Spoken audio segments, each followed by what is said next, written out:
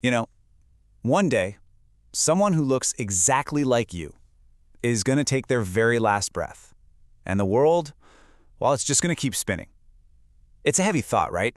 But this explainer is about why that fact isn't something to be terrified of, but actually something beautiful. So let's start right there with that really unsettling feeling. When you actually hold your own gaze in the mirror long enough to get past the familiar face you see every day, who is it that's really looking back at you? Because you're not just a name, you're not just the story you tell yourself and other people. Before any of that, you are a living system. You're a material body with pores breathing and cells dying and hair growing, and all of it is happening completely without your permission. And let's be honest, most of the time we do everything we possibly can to ignore this fact. We kind of paper over the raw biological truth of what we are with all sorts of distractions. But in doing that, we're missing something really important. There's a secret hidden inside our own mortality. So what is that feeling? That deep, weird recognition of our own biology? Well, philosophers actually have a name for it. They call it abjection. It's that visceral, gut punch of a moment when the neat little line we draw between me, our conscious self, and it, the raw biological machine we're living in, just dissolves. It's when we're forced to confront what we're actually made of. I mean, this really lays out the humbling truth of it all, doesn't it? We start out as this shapeless, gel-like thing, a zygote. We spend our entire lives building this amazing, complex idea of a self, a personality that can dream and create and wonder about the universe. And yet, the biological truth is always there. This body, this amazing vessel, is eventually going to be food for worms. It's a powerful reminder that we're not separate from nature, not at all. We are hopelessly, and I think beautifully, a part of it. Okay, so if we know this on some deep level, that we're flawed and fragile and temporary, how do we deal with it?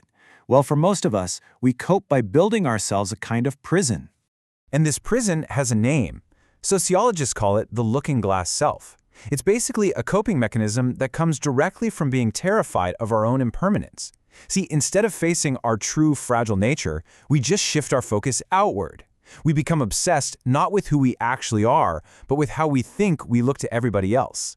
And this is the crazy cycle we get ourselves trapped in. First, we spend all this energy imagining how we look in someone else's mind. Then, we imagine them judging that image. And finally, we spend our precious, limited time on Earth frantically adjusting our own sculpture, trying to look perfect and flawless from every single angle. It is absolutely exhausting. This is exactly what the philosopher Sartre meant by this famous line. Hell isn't some fiery pit. It's right here. It's being trapped as a prisoner of what other people might be thinking. It's a life of constant, anxious performance. And when you boil it all down, it really comes to this fundamental choice. Are you going to live a life of performance, constantly chasing the approval of others, which is fragile and just so draining? Or are you going to choose a life of expression, a journey inward to uncover and free the person you truly are, a life that feels grounded and humble and real? So how do you actually break out of that prison of performance? Well, throughout history, some people have figured out there's a key. Let's talk about the French philosopher Michel de Montaigne. Back in his 30s, he wasn't just thinking about death as an idea. No, he was living through it. He called it a relentless, restless procession of death. Just think about the sheer weight of this. In just a few years, he loses his best friend, his father, and his brother. But instead of running away from that grief, from the reality of death, he did something radical. He retreated.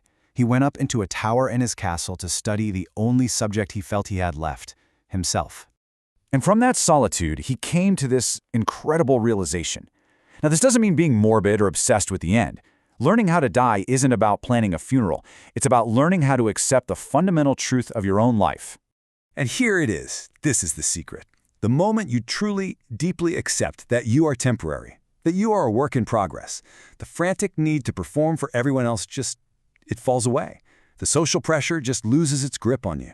And that's when you stop trying to impress people, and you finally start to express who you are. So what does this liberation actually look like in practice? How do we take this philosophical key and use it to unlock our own lives right now?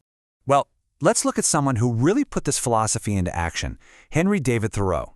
He didn't just think about it, he packed up and went to the woods to actively try and live deliberately. And this was his reason. This was his why. And it's a fear I think we can all relate to, right? The fear of getting to the end of your life and realizing you missed the whole point. That you were so busy performing life that you forgot to actually live it. So what is this art of living that Thoreau was talking about? Well, it's a commitment to suck the marrow out of life.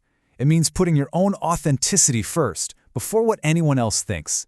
It means choosing to stay sane and kind in a world that can often feel pretty chaotic. But most of all, it's about consciously, deliberately choosing how you spend your most precious, non-renewable resource, your time. And this brings us right to the heart of it all. The terrible and beautiful paradox is that the one thing we spend our lives fearing, our own end, is the very thing that gives us the power to truly begin. Our awareness of death is what makes it possible to truly live. So maybe we can reframe this. Stop seeing your mortality as a threat that's hanging over your head. Try to start seeing it as a lifeline, an anchor. It's the one thing that can always powerfully pull you out of all the noise and back into the incredible gift of the present moment. So I'll just leave you with this question. After everything we've talked about, what is one thing, just one small thing, that you will live deliberately today? Not tomorrow, not when you have more time. Today. The art of living starts right now.